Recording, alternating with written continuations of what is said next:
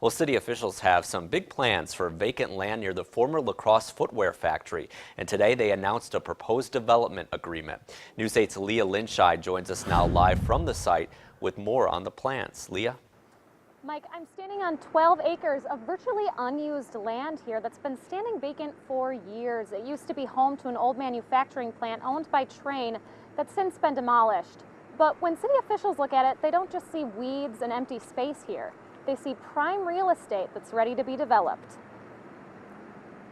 The sign still says for sale, but the city of La Crosse already has big plans for this empty piece of land. It's going to be turning vacant property, in essence, into productive use. Mayor Tim Cabot announced plans to sell the property located next to the old La Crosse footwear building for construction of an $18 million development. It would include 60 units of low-income housing and some retail space for local businesses. It really would be for almost a rebirth of that area compared to what it was. The project could bring as many as 300 jobs on site, and Northside residents say it's just what's needed to revitalize their community. We've lost a number of small businesses on the north side because they just didn't have the space. This Train 6 property has been right across the street, and we've been staring at it for a long time. Dr. Leo Bronston is one Northside employer that's planning on moving his chiropractic business inside the development. I've had a practice over there since the 1980s.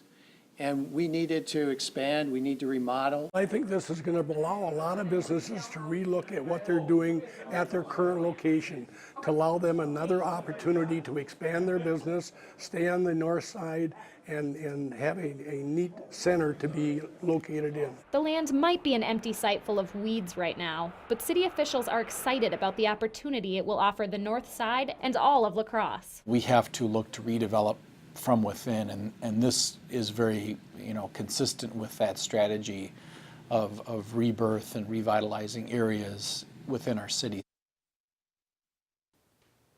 The La Crosse Industrial Corporation actually owns this land right now, and they've reached a purchase agreement with Borton 360, that's the developer. But there's still some work to be done before that deal can be finalized. The land is still being decontaminated from years of chemicals leaking into the ground from the plant. We're actually standing on some of that land that's still being worked on. And of course, City Council still has to sign off on that purchase. Reporting live in La Crosse, Leah Linscheid, News 8. All right, thanks very much, Leah. And the City Council is expected to take up the purchase agreement in the coming months with the hope that construction can start by next summer. And once it's finished, the new development could raise more than $10 million in tax revenue for the city.